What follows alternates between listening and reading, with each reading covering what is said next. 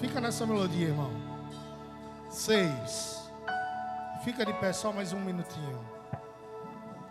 Versículos 1 ao 3.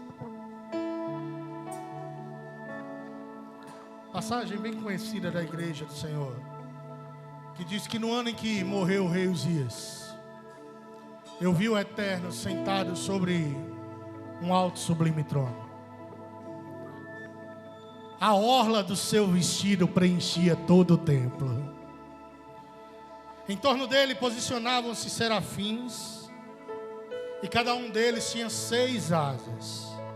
Com 2 cobriam o rosto, com 2 cobriam os pés, e com as outras 2 voavam.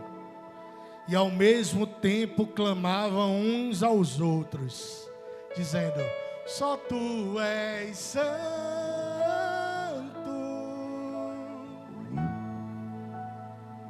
Só tu és santo,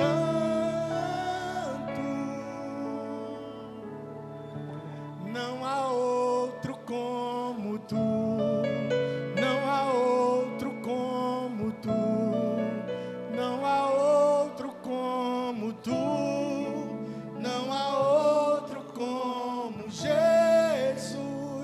E eles diziam: santo, santo, santo é Yahvé, o Senhor dos exércitos, e eis que toda a terra está cheia, está plena de sua glória. Você pode sentar. Essa era a leitura de hoje. No ano em que morreu o rei Uzias, o profeta Isaías viu o Senhor assentado num alto, sublime e exaltado trono.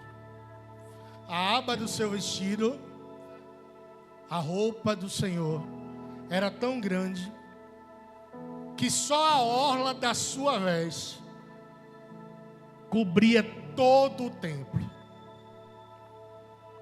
E essa visão, compartilhada pelo profeta Isaías, é confirmada pelo apóstolo João na ilha de Patmos. A mesma visão que Isaías tem é a visão que João tem lá no Apocalipse. O Senhor assentado num alto e sublime trono, e outras revelações são dadas àquele apóstolo.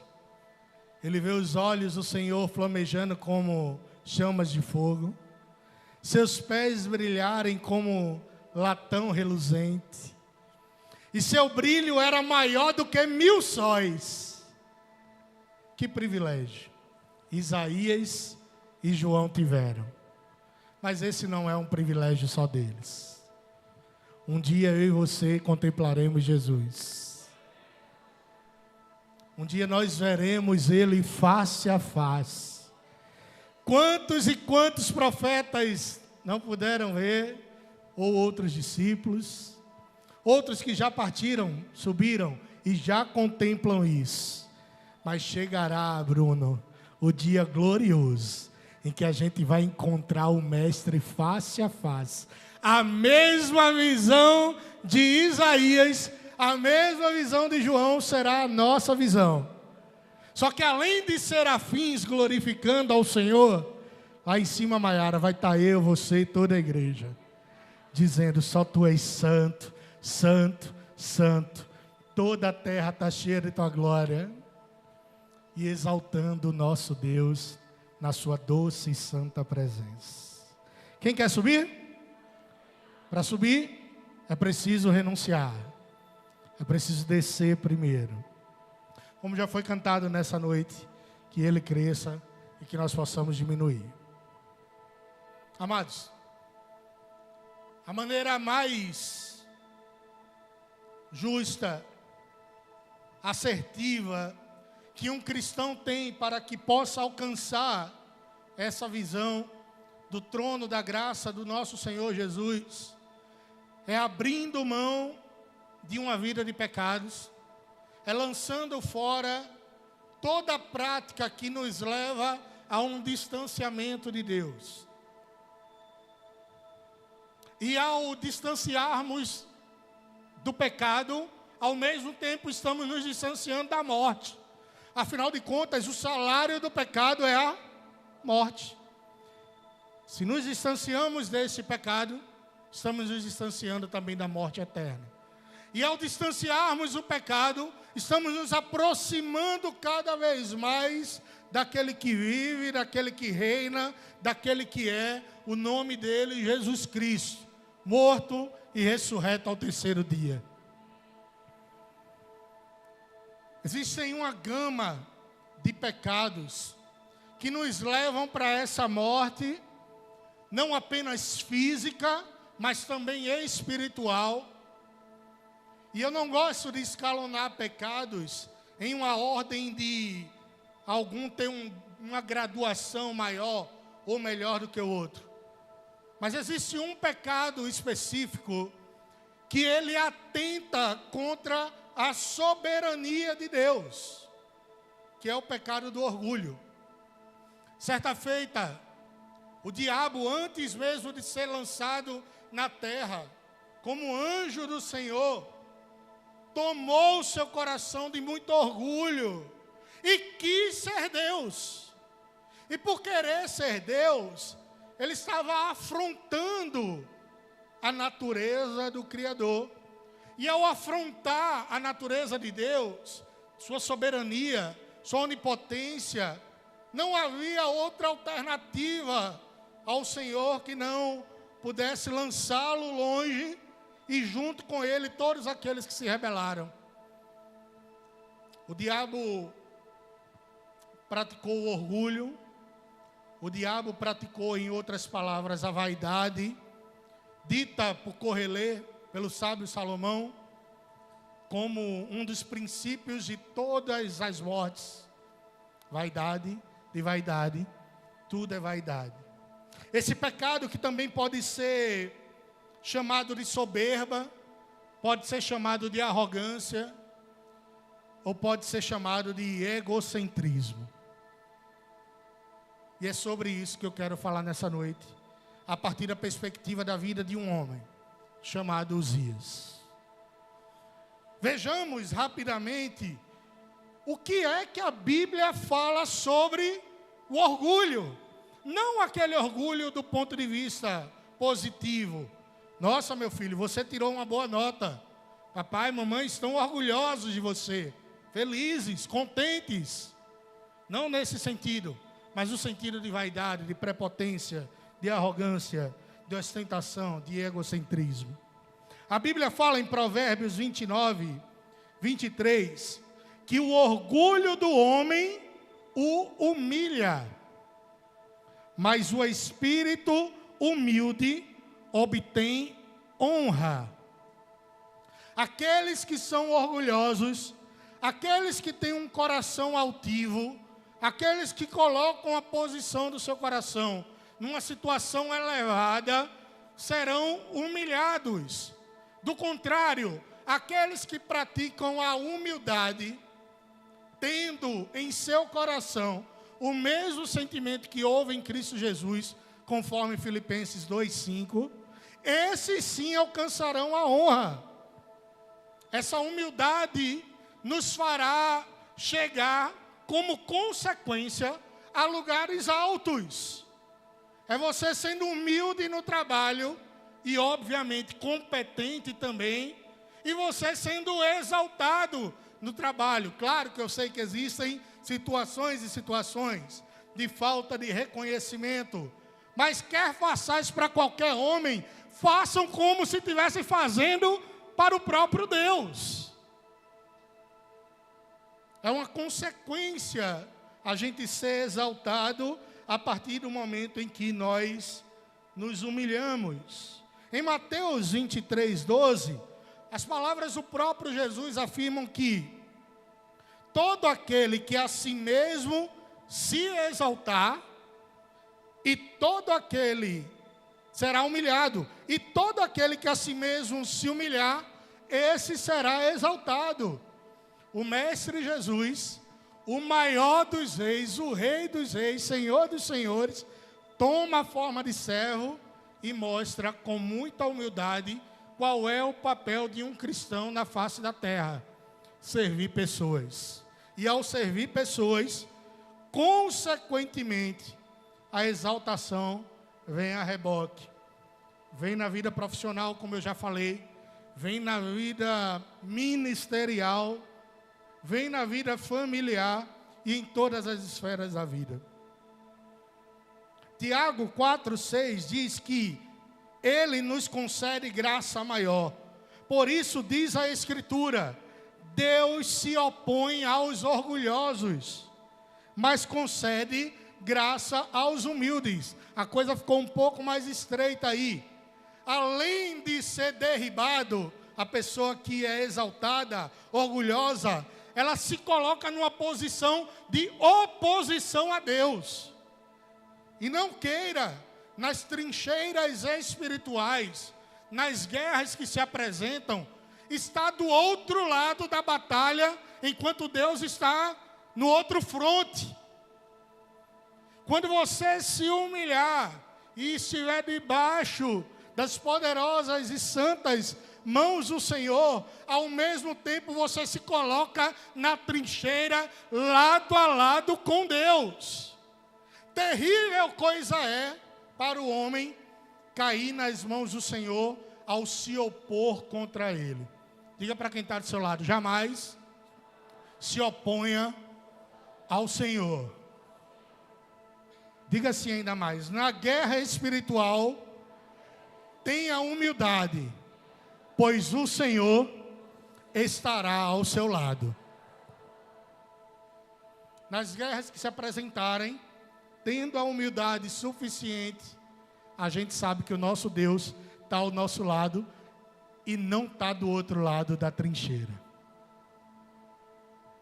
Em Provérbios 16, 18, a Bíblia fala que o orgulho vem antes da destruição e o espírito altivo vem antes da queda. E esse é o tema da mensagem de hoje, que diz assim: o orgulho precede a queda, ou o orgulho precede a ruína. Causa e consequência: orgulhar-se e cair, humilhar-se e ser exaltado. Quantos aqui se humilham aos pés do Senhor? É questão de tempo a exaltação chegar até tua porta. Se eu perguntar do contrário, quantos aqui se orgulham de si mesmo? É questão de tempo a queda chegar. É questão de tempo, fatalmente, a ruína bater as portas. Um pastor amigo meu do Rio de Janeiro, Daniel Guanais, diz assim, que o orgulho de nos entendermos divinos é a antessala da ruína da nossa humanidade. Ao nos colocarmos na posição de Deus, achando que é nossa conta bancária que irá nos salvar, que são nossos bens, ou nosso intelecto que irá suprir todas as nossas necessidades, nós nos colocamos na antessala, ou seja, com a mão na maçaneta, prestes a abrir a porta que irá nos destruir. Nem nos tornaremos divinos e ainda perderemos aquilo que nos resta, a humanidade. Ele nos concedeu essa humanidade, não quer que a gente a perca. Ele não nos concedeu a divindade, Ele nos concedeu a santidade. E um dia, através dessa santidade, seremos exaltados de tal maneira que nem mesmo a gravidade impedirá a gente de subir aos céus de glória. Enquanto isso, humildes e fiéis diante do Senhor, nós entendemos que se o orgulho precede a queda, a humildade antecipa a honra. Diga para quem está do seu lado: você quer ser honrado? Pergunte assim: você quer ser exaltado? Comece humilhando-se. Quantos estão dispostos a viver isso? E eu preciso fazer uma última diferenciação antes de entrar de fato na palavra. Humildade está muito, ou é muito diferente de pobreza, de uma pessoa paupérrima, seja financeiramente, ou seja intelectualmente, ou seja, um mesquinho, alguém sentimentalmente pobre. Humildade não tem nada a ver com isso. O que eu já conheci de pobre e soberbo não é brincadeira. Parece a Rochelle do Todo Mundo Odeia o Cris. Quem já assistiu sabe, né? Quando o Cris faz, essa é minha mãe, pobre e soberba. Quando a dedetização chega na casa da Rochelle, ela já matou as baratas todas, para não dar na vista que tem barata. Que eu já conheci de gente pobre mesmo, financeiramente, e com soberba. Às vezes a pessoa precisando, inclusive, de uma ajuda financeira, ainda que momentânea, e desdenhando, dizendo, eu preciso disso. Meu irmão, todas as vezes que a mão foi estendida sobre você, veja o olhar de Jesus do outro lado. Ao precisar de uma mão estendida, Pedro, quando submergia as águas, ele viu o próprio Jesus dizer, olha, sobe Pedro, sobe sobre as águas, anda sobre elas. Não negue ajuda, principalmente daqueles que se levantam diante de Deus. Tampouco pessoas extremamente ricas necessariamente são soberbas.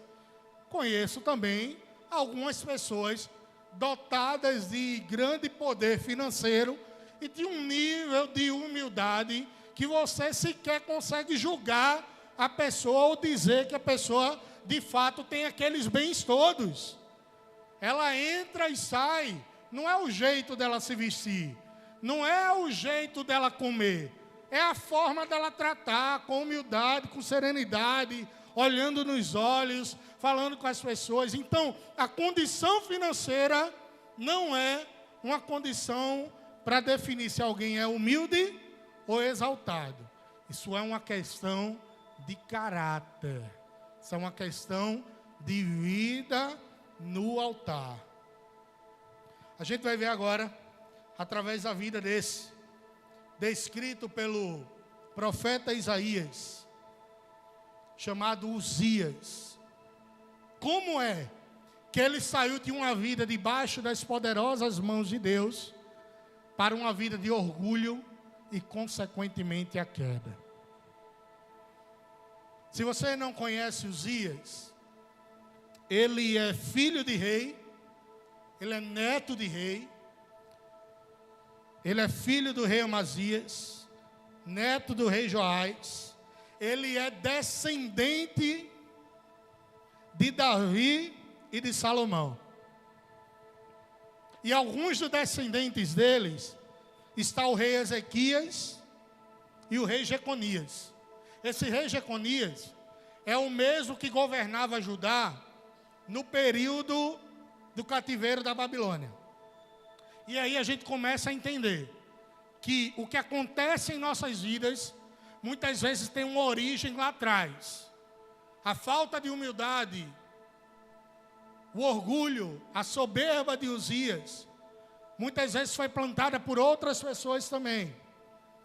E como consequência chegou à vida de outras pessoas. O ponto é tão grande que um dos seus descendentes, Jeconias, é o rei quando Babilônia toma o povo de Israel.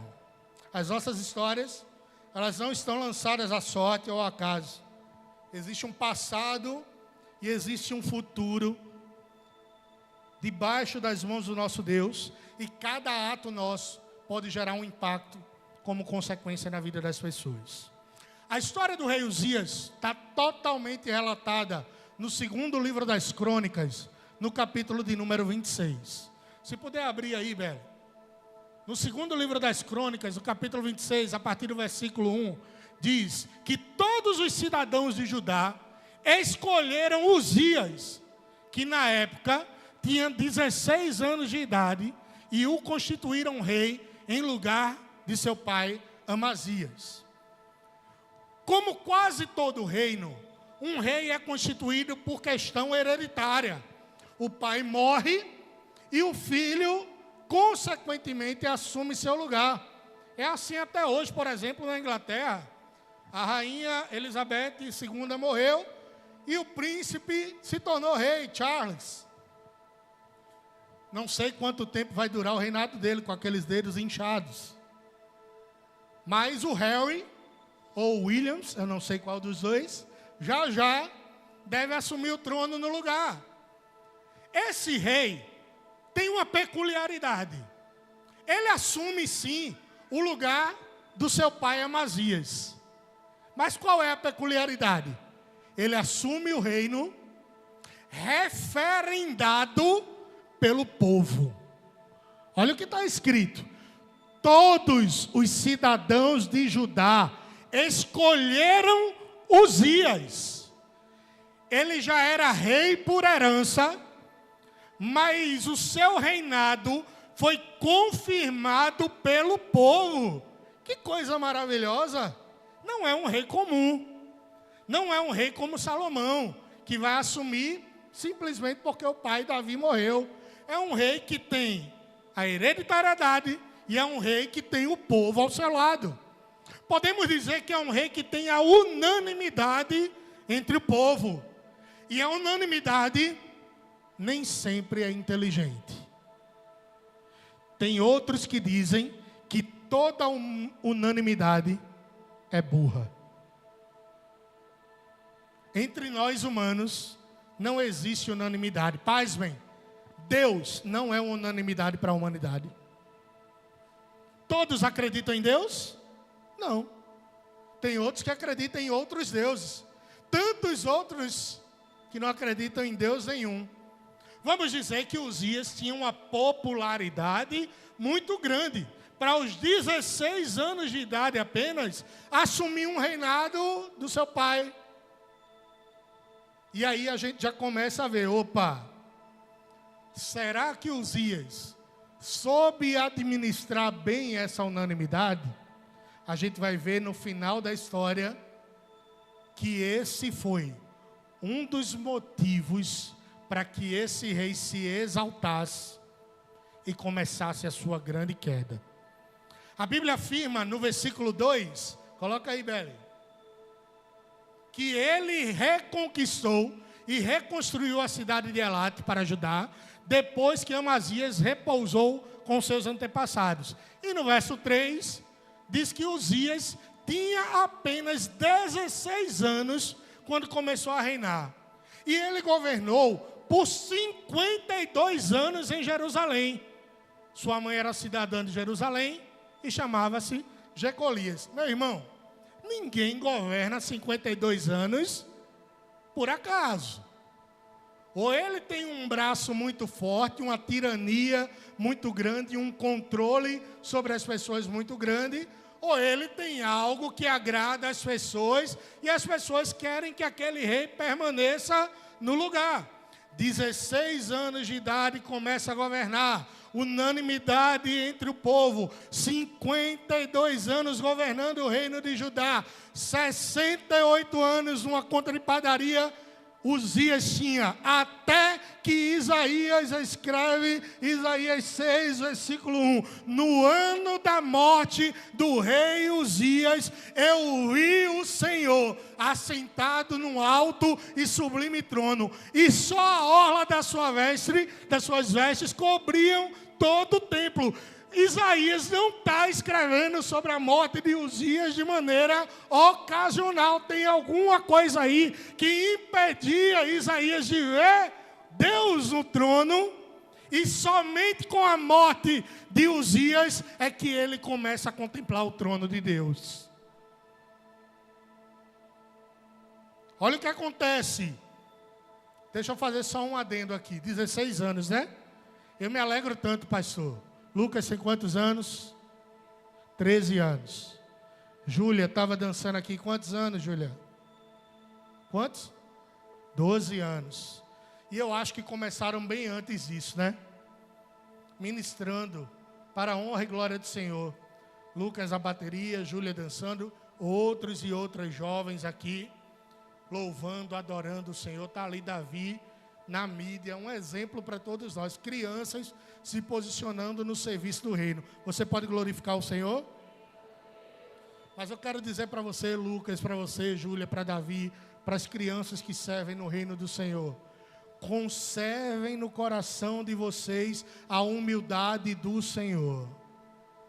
O tempo vai passar como passou para o rei Uzias. Hoje, vocês têm 13, 12, 10 anos de idade e 16. Um dia terão 60, 70. Terão filhos e netos. Vocês vão ver que o coração de Uzias mudou completamente. Ele era um homem usado por Deus, como vocês são, glória a Deus por isso. Mas não permitam jamais, meus amados irmãozinhos pequenos, Lucas nem tão pequeno, que essa humildade saia do coração de vocês. E humildade é aprender com Cleiton, é aprender com o papai, com a mamãe, é aprender com a pastora, é aprender com a igreja. E a igreja está aqui para ensinar esses amados irmãos, sim ou não, igreja? E aqueles que estão lá dentro estão aprendendo. E eu creio numa geração, pastor, melhor do que a nossa. Quem crê está aqui. Numa geração que vai fazer mais do que a gente faz. A gente está só batendo as estacas agora. Quem vai alargar as tendas são eles. E eu creio nisso. Não estou falando porque é filho do pastor, não. Vocês que têm filhos, incentivem eles com humildade na casa do Senhor a continuar servindo o nosso Deus. Olha o que o rei Uzias fez. Vê que rei abençoado. A partir do versículo 2, já começou dizendo aqui o que ele fazia. Ele reconquistou, ele reconstruiu a cidade de Elate. E eu listei um bocado de coisa que ele fez aqui. Ele reconstruiu, reconquistou a cidade de Elate para ajudar. Ele praticou, versículo 4, tudo que era correto e agradável a Deus. Ele atacou e guerreou contra os filisteus. Ele derrubou os muros de Gate, Jabne e Asdod. Ele derrotou os árabes em Gur-Baal. Ele edificou cidades em Asdod e nas terras dos filisteus. Ele recebeu impostos e ajudou o povo de Israel. A sua fama chegou até o Egito. Tudo isso está descrito lá no capítulo 26. Devido ao seu poder e ao seu respeito, a sua fama chegou no Egito. Ele construiu torres em Jerusalém. Ele construiu cisternas no meio do deserto para o rebanho. Ele tinha trabalhadores no campos e nas terras férteis. O seu exército era considerado bem treinado e organizado. Os ajudantes do exército dele eram especialistas. Um era secretário, outro oficial e outro comandante da guarda pessoal do rei. Tudo isso está descrito lá em 2 Crônicas 26. O seu exército tinha 2.600 chefes, 307.500 soldados, um dos maiores exércitos da história de Israel. Esses soldados eram equipados com escudos, lanças e arcos, máquinas de guerra, e a sua fama chegou às terras distantes pelo seu poder. Você reparou que teve uma palavra que eu repeti 2 vezes? A sua fama. A fama dele primeiro chegou no Egito. Depois a fama dele foi para além da terra do Egito. E aqui eu tenho uma outra problemática. Deixa eu falar para vocês. Jesus não nos chamou para ser famosos. É pecado ter rede social? Não. Pelo amor de Deus, não saia da igreja hoje dizendo que eu sou um entusiasta do caos da internet. É pecado ter milhares de seguidores? Não. É consequência. Nosso irmão Elton, por exemplo, tem milhares de seguidores numa página dele devido à sua prática profissional. Não é isso, meu irmão? Não há pecado nenhum nisso. Absolutamente. Só que, mais uma vez, Jesus não nos chamou para ser famosos. Pode haver a fama sobre nossas vidas? Sim. Mas essa fama vai tomar o nosso coração? Jamais. Porque no momento em que essa fama ocupar o lugar que é de Deus, a soberba vai virar queda. A exaltação vai virar ruína. Quantas conquistas ele fez, né? Eu falei de exército grandioso, qualificado, cidades construídas, terras invadidas, território ampliado, a fama dele crescendo. Só que o que é que estava acontecendo nesse momento do rei Uzias? O coração dele começou a se inflar. Ele começou a ficar altivo. Ele começou a achar que estava sendo demais. E quando alguém acha que está sendo demais, o Rei dos Reis aparece e mostra que quem brilha mais do que 1000 sóis é o Senhor Jesus. Eu creio que alguns de nós aqui, a nossa história perdurará algumas décadas. Outros terão na história escritas por alguns séculos até. Outros, e talvez eu acredito, me enquadre nisso, depois da minha geração e depois que minhas fotos se apagarem, não serei mais lembrado por absolutamente ninguém. Mas se o sentimento que eu guardei no meu coração foi de humildade na presença do Senhor, aquele que não pisca, tosqueneja, o guarda de Israel, esse sim me terá na memória, e só ele importa, meu irmão. Diga para quem está do seu lado: o tempo pode passar, a fama pode chegar, mas a sua humildade na presença de Deus permanecerá. Quantos podem glorificar o Senhor? Não façam como o rei Uzias. A unanimidade levou ele até isso. A fama levou ele até esse final trágico dele, que a gente vai ver. Tem uma outra coisa que acontece no versículo 5, coloca aí, Belo, por favor. E que é algo terrível na vida de um cristão. Uzias buscou a Deus durante toda a vida. Acabou aí? Não. Uzias buscou a Deus sobre toda a vida. Coisa boa, né? Só que a frase não é essa.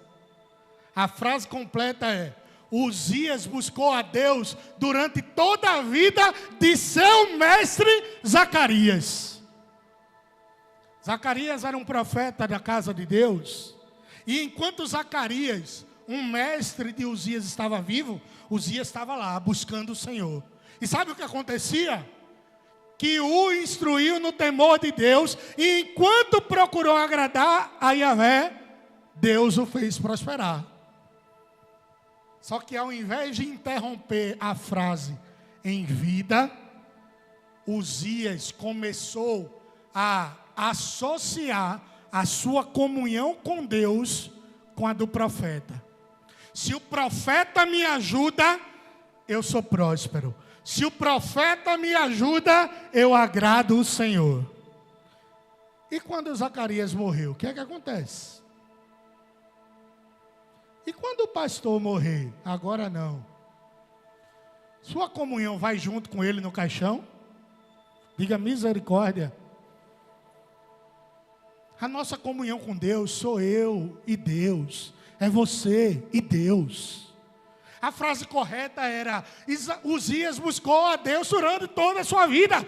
Ponto. Se isso tivesse ocorrido, ele não teria caído no pecado do orgulho. E muitas pessoas têm caído nestes e em outros pecados, porque o seu relacionamento com Deus está baseado no relacionamento de outro com Deus. Na relação com Deus não existe terceirização. É você e Deus. Existem referências, você pode dizer amém? Amém. Existem testemunhos, você pode dizer glória a Deus? Existem, mas ninguém pode amar a Deus no seu lugar. Mas ninguém pode se relacionar com Deus por você. É você e Ele. É face a face, é tete a tete. É debaixo da palavra. É com uma vida de oração. E é ao mesmo tempo se preocupando com o irmão. Porque pode ser que você não esteja na condição de Uzias, dependendo da intimidade de outra pessoa. Pode ser que outra pessoa esteja dependendo de ter intimidade com Deus por causa de você. E você precisa cortar esse cordão umbilical. O irmão vem para a igreja e diz assim: eu só tenho comunhão com Deus se pastor tal estiver ali. É preciso cortar esse cordão. Pode ter amizade, pode ter admiração, pode ter respeito, pode ter tudo, mas não pode ter comunhão terceirizada.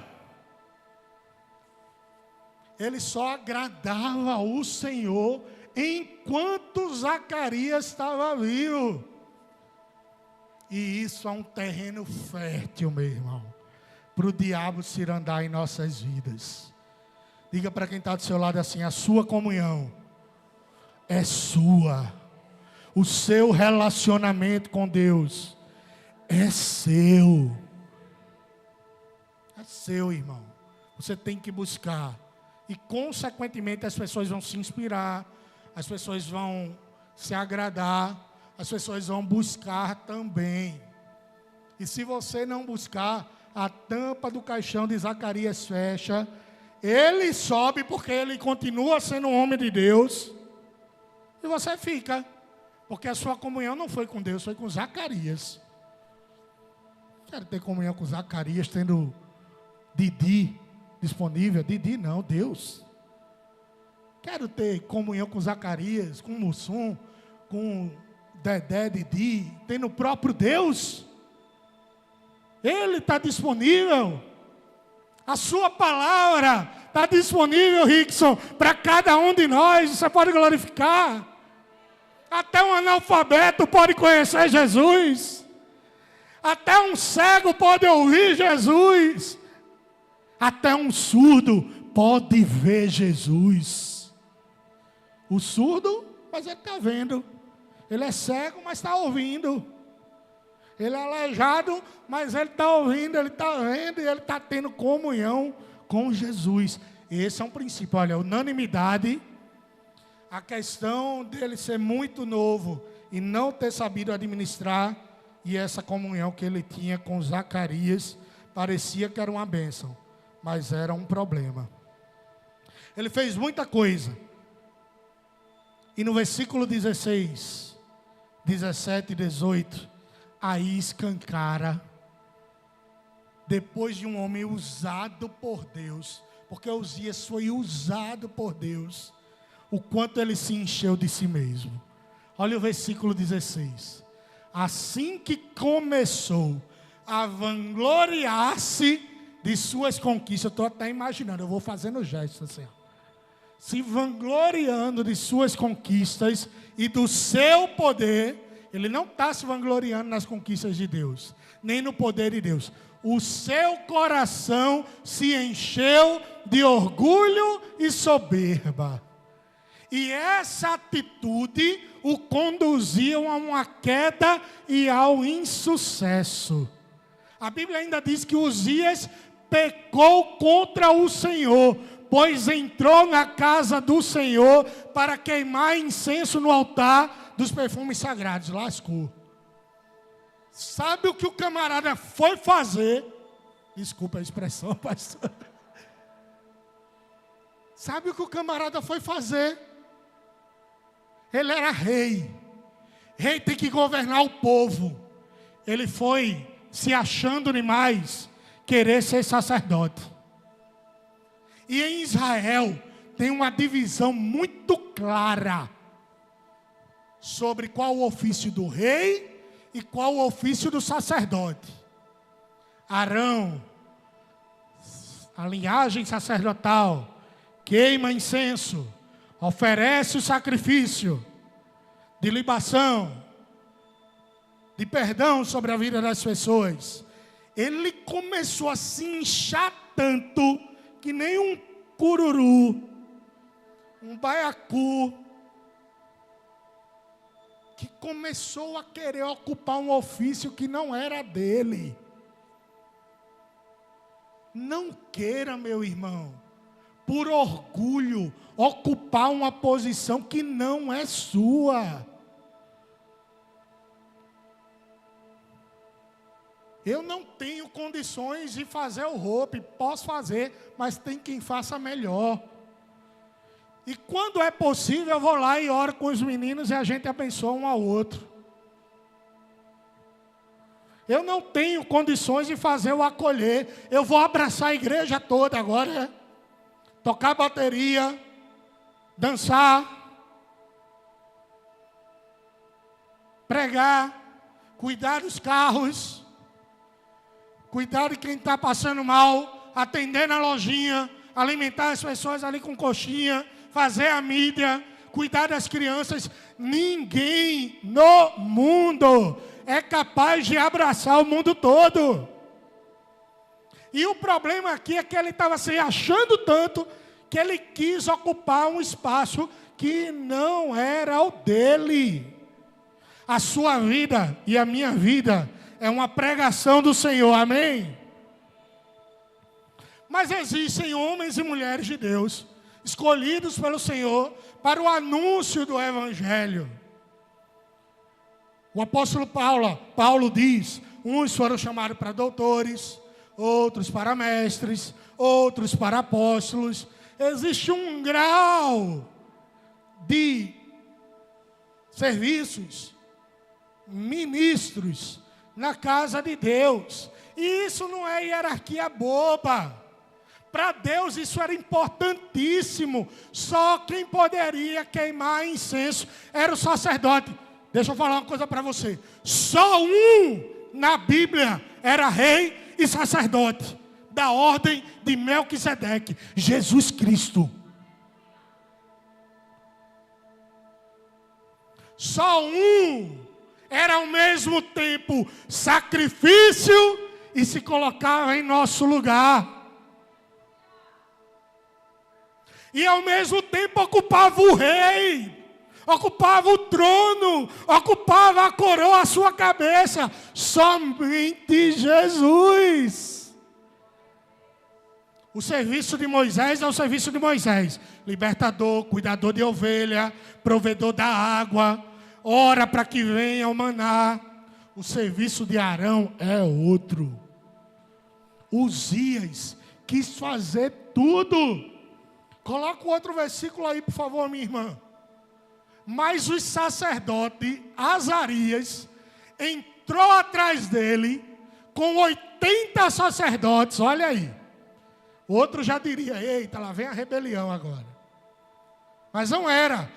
Homens ilustres e corajosos, dizendo: epa, meu filho, não é assim não. Você governa sobre Israel, você governa sobre Judá, mas queimar incenso é outra história. Você não pode ocupar essa função. Só Jesus tem essa função de fazer as duas coisas ao mesmo tempo. Olha o outro versículo. Se opuseram ao rei Uzias, lhe advertiram: não é a ti que compete incensar, mas sim aos sacerdotes e descendentes de Arão, que foram consagrados para esse ofício. E ainda disseram assim: ó, sai do santuário, porque você foi infiel, pecou terrivelmente e já não tens mais direito à glória que vem do Senhor. Diga comigo, irmão: misericórdia. Eu vou voltar aqui. O cara construiu, conquistou, avançou, coletou impostos, teve exército na mão, mas o coração dele começou a dar ouvidos a um comichão do inferno chamado orgulho. Ele fez pior, meu irmão. No livro dos Reis, no segundo livro dos Reis, abre aí, Bela. no capítulo 15, diz que no 27º ano do reinado de Jeroboão, rei de Israel, Azarias, filho de Amazias, esse Azarias é Uzias, são os nomes dele, rei de Judá, iniciou o seu reinado, tinha 16 anos de idade e reinou por 52 anos. Fez o que era agradável a Deus, versículo 3, como tudo que fizera seu pai Amazias, versículo 4. Portanto, entretanto, na realidade, os altares pagãos das colinas não foram retirados, e o povo continuava sacrificando e queimando incenso nesses locais. Além de queimar incenso no lugar dos sacerdotes, ele não destruiu os altares pagãos. Sabe o que estava acontecendo? Não só ele estava pecando, ele estava levando o povo ao pecado. Você começou a entender por que é que Isaías está dizendo: no ano da morte do rei Uzias, eu vi o Senhor assentado num alto e sublime trono. A gente estava sendo impedido de ver isso.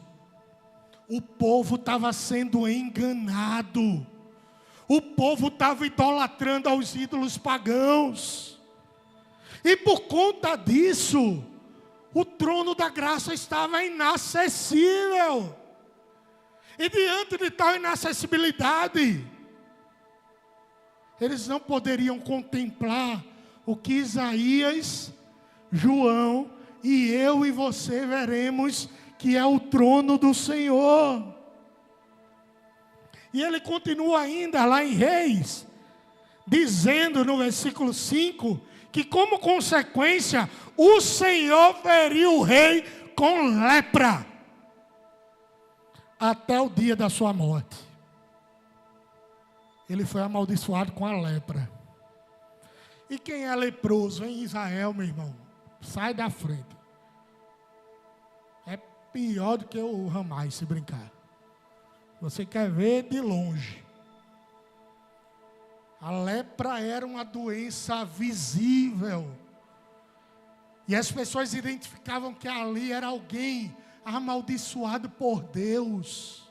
Por quê? Porque o coração se inflou. Por quê? Porque o povo não adorava mais a Deus. Você está entendendo porque Jaconias vai herdar uma herança maldita e o povo vai terminar indo para o cativeiro da Babilônia? Por causa da escolha de um rei que se sentiu mais rei do que o próprio Deus.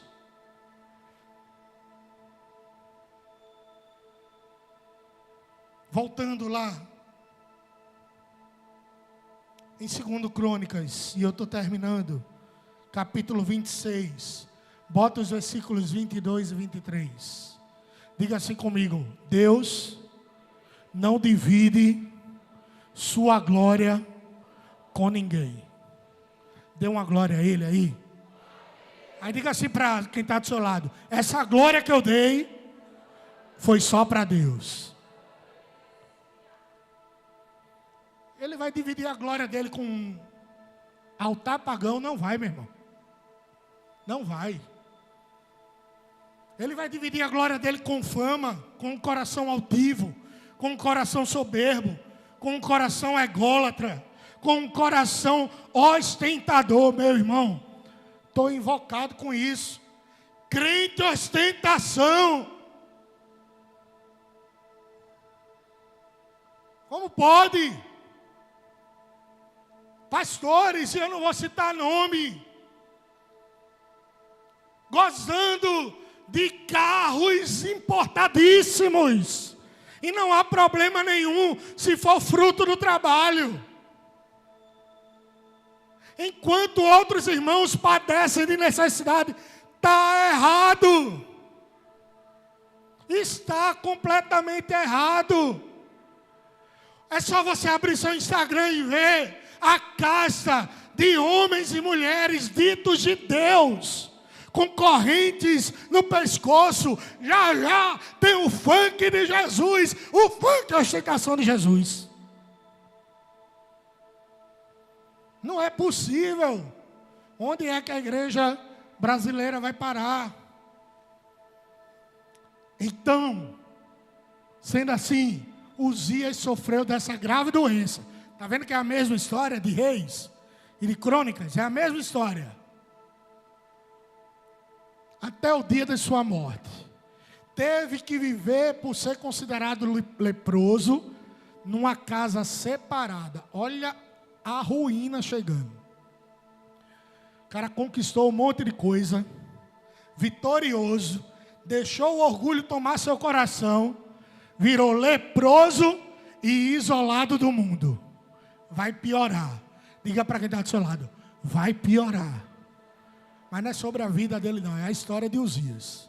Porque quem se orgulha, Elton, vai piorar, meu irmão.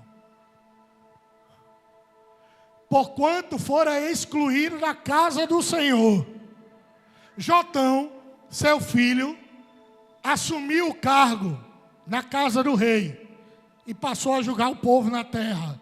Versículo 22. Todas as realizações do rei Uzias, desde o começo até o fim do seu reinado, foram escritas por Isaías. Tem uma parte pior ainda, que diz, no versículo de número, vou achar, irmão. Vai passando aí, irmão, por favor. Passa o próximo aí. Segundo Crônicas 26, 23. Adormeceu Uzias com seus antepassados e foi sepultado próximo deles, em um cemitério de propriedade de reis, mas não no cemitério tradicional, no túmulo tradicional dos grandes reis, porque diziam, ele é leproso. Então seu filho Jotão foi proclamado rei em seu lugar. Deixa eu falar uma coisa para você para terminar. O orgulhoso durante a vida perde a honra até na hora da morte.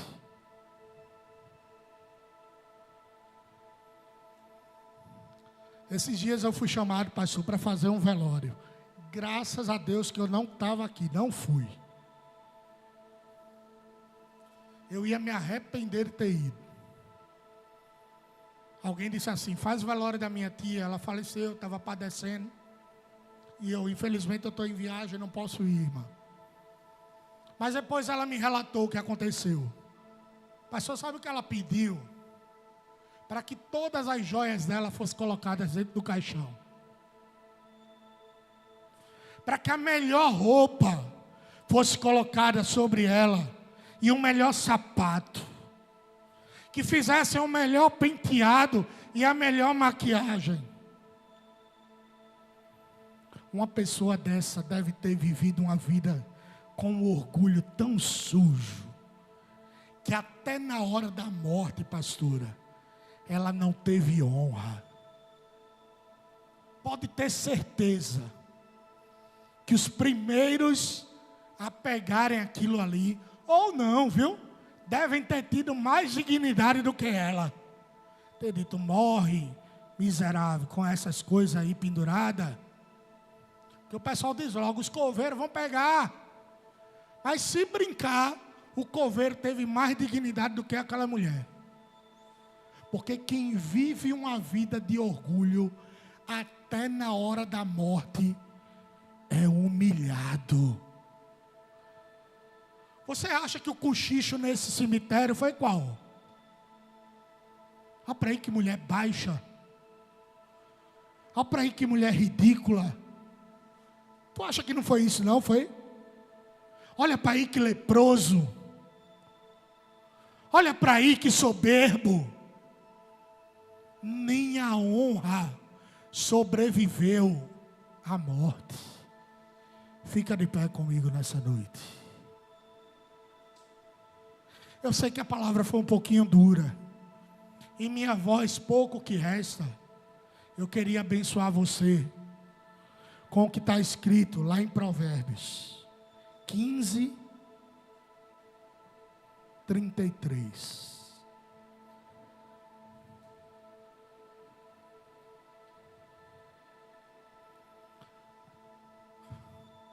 Está Isaías. No ano da morte do rei Uzias, meu primo, eu vi o Senhor assentado num alto e sublime trono.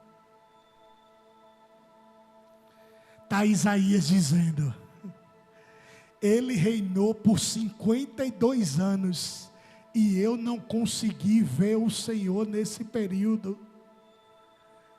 Mas quando ele morreu, os altares pagãos foram destruídos.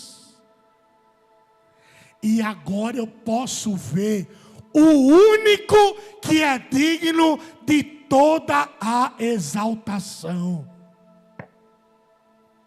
O Senhor conquista, o Senhor vence, o Senhor guerreia, o Senhor luta, mas Ele não se ensoberbece, Ele continua sendo humilde, a ponto de morar em nossos corações. Isaías está dizendo assim, olha, fui primo de um rei, reinou por tanto tempo, mas não soube o que era humildade de verdade. Agora estou diante de um rei. E esse rei está assentado num alto e sublime trono. E ao redor dele tem anjos, arcanjos, querubins e serafins, dizendo: Santo, Santo, Santo. Toda a terra está cheia de sua glória. E Isaías continua dizendo que ao som das suas vozes, os batentes das portas tremeram. E o templo ficou cheio de fumaça. Era a hora da fumaça aí, viu, irmão?